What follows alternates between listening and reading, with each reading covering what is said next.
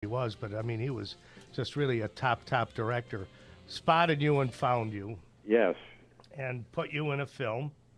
No, he didn't. He didn't put me in a film. He said he would put me in the next film he did. Oh, but he didn't. But in the meantime, I got a part in the Joan Crawford picture, and then later on he put me in a picture called Island in the Sky, which was a small part, but he was the one that first got me interested in the acting business. Wow, that's pretty hot. And Joan Crawford is your first film. Joan Crawford, Jack Palance, Gloria Graham. Wow. Quite an experience for a first time, I'll tell you. Yeah. And were you with the agent Henry Wilson then, or was that later? Yes. I was with Famous Artist Agency, and Henry Wilson was an agent for that agency. I see. And did he change your name? Yes, he did. That's cool. I wish I hadn't done that, but in those days, that's the thing to do. You know, it was Rock, Rory, Tab, Race. Yeah. And Touch. Yeah. And Touch Connors. Did you ever use that Touch Connors then in your early career? That was the name you went by, huh? That's right. And the first chance I got, I changed it.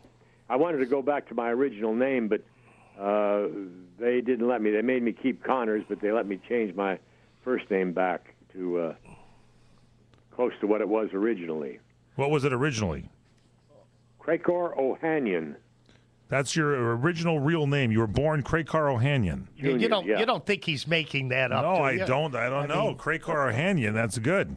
That's an Armenian name. It's not an Irish name. Everybody thought I was Irish. The Ohanian brothers, I believe, sold me a BMW here recently. It was a car lot. Yeah, that's good. I hope they didn't take advantage of it. No, they wouldn't do that. No. So Mike, so tell me how did it go about that? You got Tightrope first. Yeah.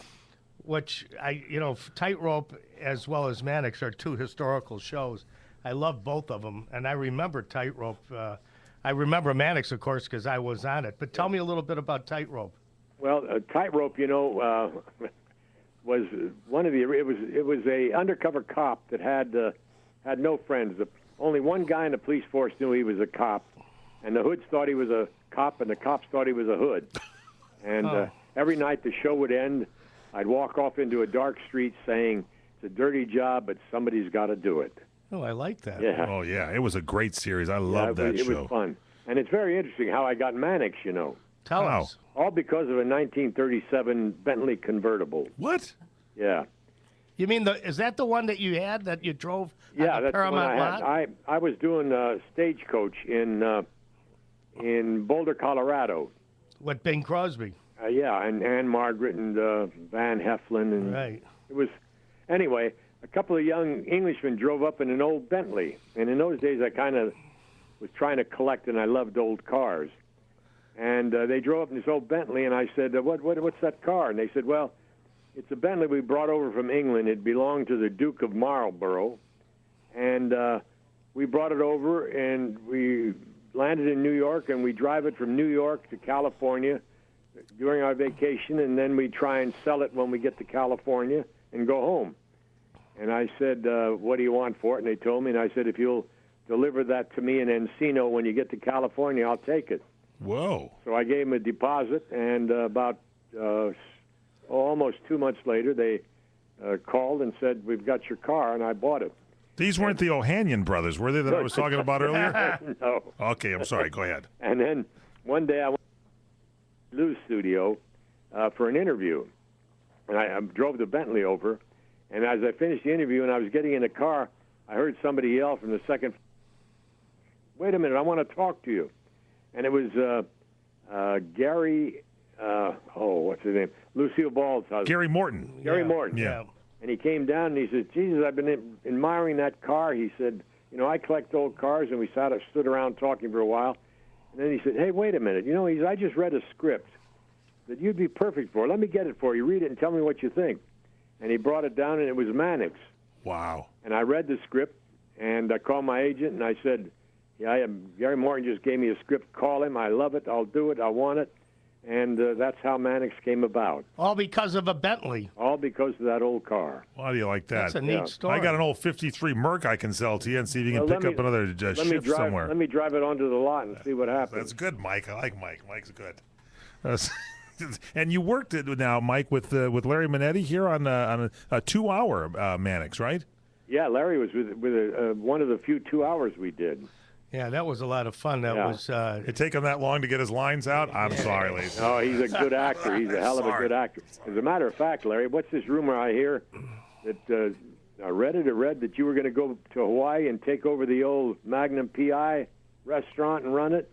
Wait a second. Hawaii 5-0. Yeah, thanks, Mike. Hawaii 5-0 has contacted me and asked me if I would join the cast, but we've been going up and back, and maybe next week we'll be able to. Oh, it's for something in Hawaii 5-0. I thought you were going to take over the restaurant. No. Being one of the, the only thing I'd rather do than act is eat Larry's food. Yeah, we have a lot of fun. Hey, Mike, I just remembered. You told me that you did a movie with Robert Redford once, right? Yes. Robert Redford and Alec Guinness. We shot it over in Germany. Pretty good. And it was quite an experience. Gottfried Reinhardt directed it. And old Gottfried was in the cups by noon. He could hardly stand up, and it was a very interesting show that we shot. Mike bought his Bentley also later on in the afternoon. He got a second Bentley. It was supposed to be a comedy, but Gottfried Reinhardt really screwed it up. That's an interesting story. The book was written, Hiding Place was written by Robert Shaw, the actor. Yeah. And it was a true story that he wrote, and it was a serious story. And Gottfried Reinhardt and his wife read the book, bought it, and tried to turn it into a comedy, and they screwed it up completely. But it plays okay on television, but it didn't do well in the movies.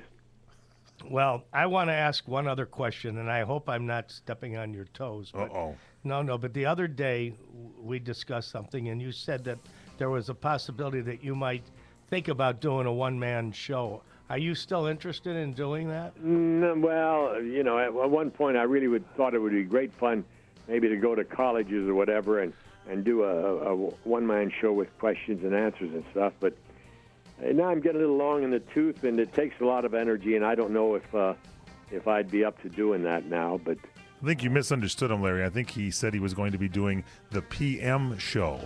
Oh, yeah. Just like you're doing. I think that's what he was saying. All right. Well, I can understand. But Mike, what... I have to say that you've got a lot of energy, and I'm a big supporter of you, and I think you should do it. Can you hang on here, Mike, with us? Sure. All right, hang on. We got a little break coming up. We'll be back. PM show with the one and only Larry Manetti. Mike Connors, the guest on CRN Digital Talk Radio.